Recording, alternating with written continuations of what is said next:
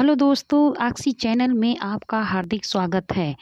आइए समस्या समाधान एवं वैज्ञानिक अन्वेषण के रूप में हम कुछ बातें जानें। समस्या समाधान का अभिप्राय है कठिनाइयों पर विजय प्राप्त करके लक्ष्य को प्राप्त करना। स्किनर के अनुसार समस्या समाधान किसी लक्ष्य की प्राप्ति में बाधा डालती प्रतीत होती कठिनाइयों पर विजय पाने की प्रक्रिया है। यह बाधाओं पर वाजुद सामंजस्य करने की विधि है। एक बच्चा समस्या समाधान के रूप में बातें जाने। बच्चे विद्यालय में अपने समक्ष अनेक समस्याओं का सामना करते हैं। कक्षा से संबंधित, पाठ्यक्रम से संबंधित। क्रो एंड क्रो के अनुसार शिक्षकों की समस्या समाधान वैज्ञानिक विधि प्रशिक्षण दिया जाना चाहिए ताकि शुद्ध, स्पष्ट और निष्पक्ष चिंतन का विकास करने के लिए छात्र पद प्रदर्शन कर सकें। शिक्षा का यह दायित्व होता है कि बालक उस स्तर तक विकास करने में सहायक सिद्ध हो जिससे अपने व्यक्तित्व का विकास कर सकें और सभी प्रकार की परिस्थितियों को अपने आप में ढाल सकें। बालक वैज्ञानिक पद्धतियों से समस्या समाधान चरण तरीके से करता है, जो इस प्रकार है। बालक सर्वप्रथम समस्या समाधान का चयन करना पड़ता है। उसकी वास्तविक समस्या क्या है? समस्या के चयन के बाद समस्या का कारण क्या है, इसका पता लगाना। इसके बाद समस्या से संबंधित उपयुक्त समाधान खोजने का प्रयत्न करता है। जो समस्या समाधान खोजता है उससे सिद्ध या प्रमाणित और परिलक्षित तथ्यों पर आधारित है। समस्या समाधान की वैज्ञानिक विधि। स्किनर के अनुसार वैज्ञानिक विधि से समस्या समाधान में 6 चरणों का अनुसरण किया जाता है, जो इस प्रकार है।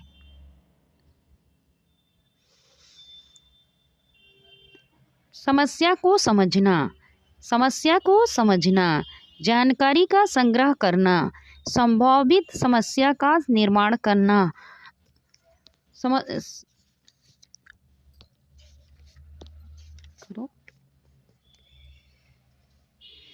संभावित समाधानों का मूल्यांकन करना, संभावित समस्याओं का परीक्षण करना, निष्कर्षों का निर्णय समाधान का प्रयोग करना। समस्या को समझना। इस चरण में बालक में जानने का प्रयास करता है। समस्या को समझना, बालक इसमें जानने का प्रयास करता है। जानकारी संग्रह। इसमें वह बालक समस्या से संबंधित जानकारियों को संग्रह करता है। संभावित समस्याओं का निर्माण। इस चरण में बालक जानकारियों की सहायता से समस्या का समाधान करने की विधियों का निर्णय करता है।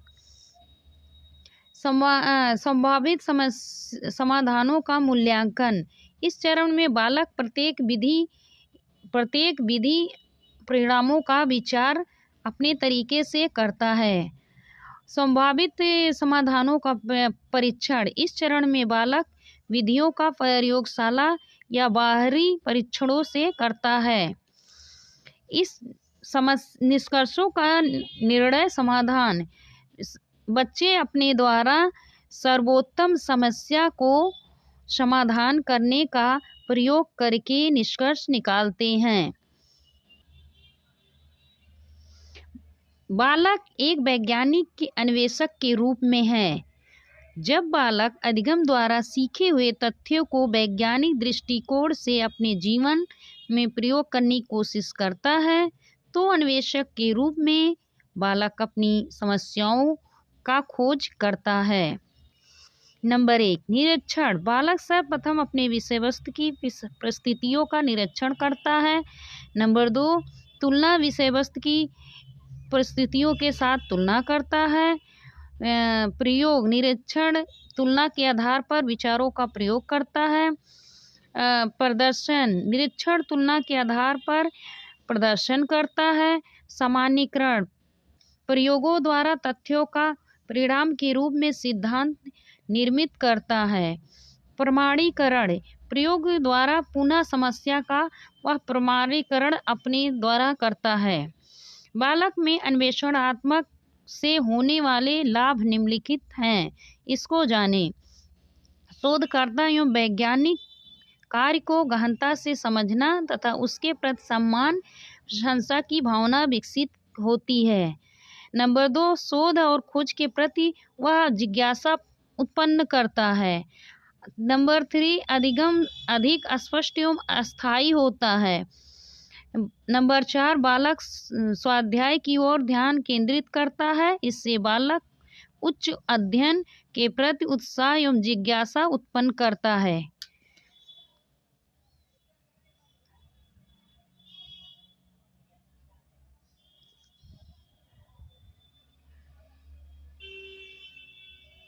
बच्चों को समस्या समाधान बनाने हेतु आवश्यक उपाय। बच्चों को समस्या समाधान बनाने के लिए निम्नलिखित गुणों का होना आवश्यक है। बालकों को स्वावलंबी बनाने के लिए प्रोत्साहित करके, बालकों को स्वावलंबी बनाने के लिए उन्हें हमेशा प्रोत्साहित करते रहना चाहिए। चुनौतीपूर्ण उत्तरदायित्व वाला काम सौंपना चाहिए। समस्याओं का समाधान सही ढंग से निकालें। बालकों को समय समय पर कहानी सुनाएं, नाटक दिखाएं। नंबर 2, बालकों में आत्म पहचान और गुण विकसित करना चाहिए। बालक में आत्मविश्वास बढ़ाने के लिए ऐसे कार्य देने चाहिए जिसकी उसकी सफलता निश्चित हो। समय पर बालकों की काम की प्रशंसा करनी चाहिए, उन्हें पुरस्कृत करना चाहिए ताकि बच्चों का मनोबल उत्साह के साथ बना रहे। बालकों का बार बार प्रयास करना चाहिए। यदि बालक समस्याओं के समाधान को स्वयं हल करने के लिए बार बार प्रेरित किया जाए तो एक दिन वह अपनी समस्याएं स्वयं हल कर लेंगे। अपनी कमियों को स्वीकार करना तथा उन्हें दूर करना सिखाकर बालकों में अपनी कमियों को स्वीकार करने की भावना उत्पन्न करनी चाहिए तथा उन्हें दूर करने का प्रयत्न करना चाहिए। आइए इस थ्योरी से हम कुछ क्वेश्चन करते हैं। निम्नलिखित में से कौन सी समस्या समाधान की वैज्ञानिक पद्धति का पहला चरण है? परिकल्पना का निर्माण, बी परिकल्पना का परीक्षण करना, सी समस्या के प्रति जागरूक करना, डी जानकारी को एकत्रित करना। इसका आंसर हो जाएगा सी। संवेग क्या है? प्यार व स्नेह, क्रोध व भय, उत्तेजना या भाव में परिवर्तन। उपयुक्त में से कोई नहीं। इसका आंसर हो जाएगा सी। यदि एक विद्यार्थी कक्षा में भाग लेने से संकोच करता है तो आप क्या करेंगे?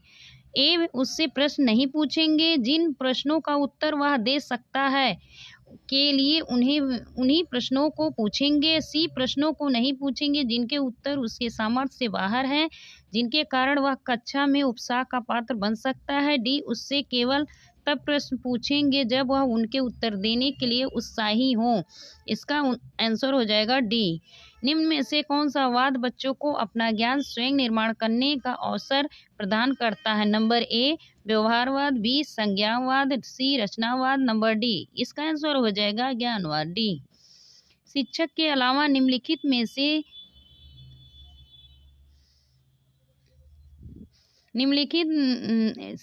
शिक्षक के अलावा निम्नलिखित सभी कार्य को करते हुए समस्या समाधान विद्यार्थियों के लिए मज़ेदार बना सकता है। जब विद्यार्थी स्वयं से कोई कार्य करने की कोशिश कर रहे हैं तो उनसे परिपूर्णता की अपेक्षा करने।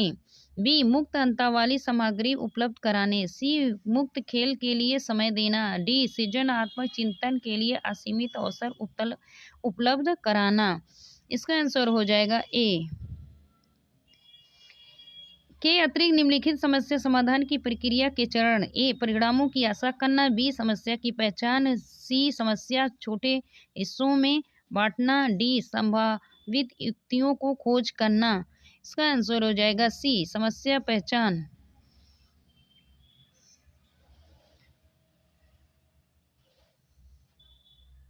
के अलावा निम्नलिखित घटना रिकॉर्ड की विशेषताएं। ए, यह पर्याप्त विचार से पूर्ण तथ्यात्मक प्रतिवेदन बी या व्यवहार का व्यक्तिनिष्ठ साक्ष्य है और इसलिए यह शैक्षणिक क्षेत्र के लिए प्रतिपुष्टि उपलब्ध नहीं कराता।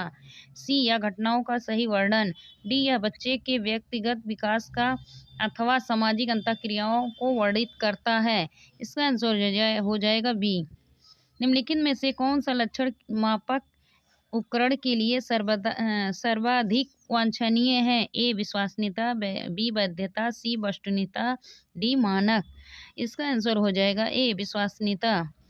के अतिरिक्त निम्नलिखित समस्या समाधान की प्रक्रिया के चरण परिणामों की आशा करना, बी समस्या की पहचान करना, सी समस्या को छोटे हिस्सों में बांटना, डी संभावित युक्तियों को खोजना।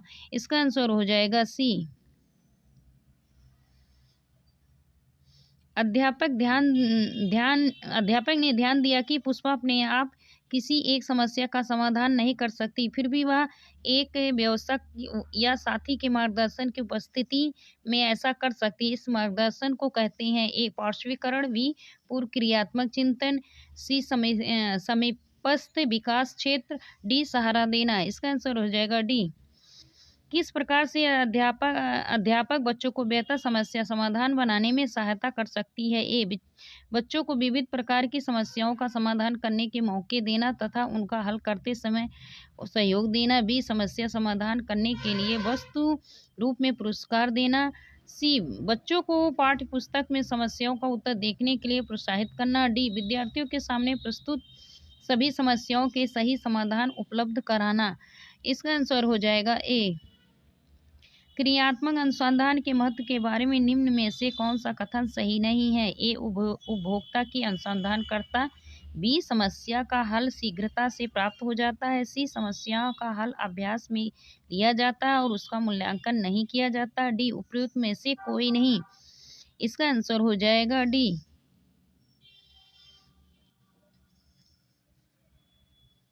मैत्र और जैनिस के अनुसार निर्णय लेने वाले बच्चे समस्या का विश्लेषण करते हैं, विकल्पों की सूची बनाते हैं और इसके फायदे और नुकसान प्रत्येक पहलू पर विचार करते हैं, उसका व्यवहार प्रस्तुत करता है। ए निवर्तमान, बी निरकुश, सी चौकस, डी सतर्क। इसका आंसर हो जाएगा डी। एक समस्या समाधान सुधारक बच्चा विचार के आधार पर कथनों की सच्चाई या संभावना का मूल्यांकन करता है। ए अमूर्त, बी तार्किक, सी सृजनात्मक, डी सौंदर्य। इसका आंसर हो जाएगा तार्किक। एक 3 साल का बच्चा बताता है कि दूध बूथ पर एक मशीन द्वारा दूध का उत्पादन होता है। निम्नलिखित में से कौन सा बच्चे की समझ का सबसे अच्छा स्पष्टीकरण प्रदान करता है? बच्चे को दुनिया का बहुत सीमित अनावरण ज्ञान है। बच्चे ज्ञान का जवाब दूध बूथ से दूध खरीदने के अपने अनुभव पर आधारित है। सी बच्चे ने गायों को कभी नहीं देखा। बच्चे परिवार का बच्चे को प्रेरक वातावरण प्रदान नहीं करता। इसका आंसर हो जाएगा बी।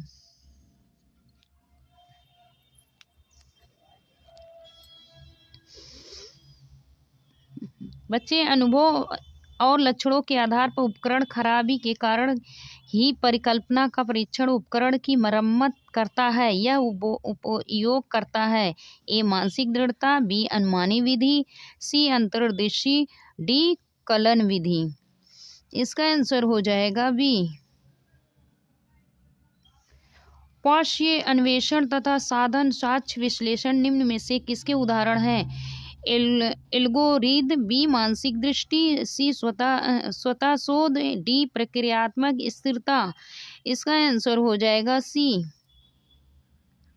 समस्या समाधान में लक्ष्य प्रवणता के प्रत्यय को किसने प्रस्तावित किया है? ए हल, बी केल्डर, सी कोहलर, बी ब्रिक। इसका आंसर हो जाएगा ए हल। किशोर विद्यार्थियों के साथ कार्य करते समय एक अध्यापक के लिए सर्वाधिक उपयुक्त कार्य योजना है? ए विद्यार्थियों से तुलना करने के लिए कहना, बी एक समस्या प्रस्तुत कर विद्यार्थियों से परिकल्पनाओं का निर्माण करवाना, सी बालकों को क्रमवार संख्याओं में अनुभव प्रदान करना, डी एक झुका हुआ समतल और पहाड़ी को बनाना निर्माण करना। इसका आंसर हो जाएगा बी। निम्नलिखित में से कौन सी योजना विद्यार्थियों की समस्या समाधान सुधार करने के लिए उपयुक्त नहीं है? ए विद्यार्थी कार्यात्मक नियतता, बी वास्तविक विश्व समस्या के समाधान के लिए व्यापक अवसर देना, सी बालकों की समस्या समाधान में माता पिता को सम्मिलित करना, विद्यार्थियों की समस्या समाधान की प्रभावी अप्रभावी योजनाओं को मॉनिटर करना।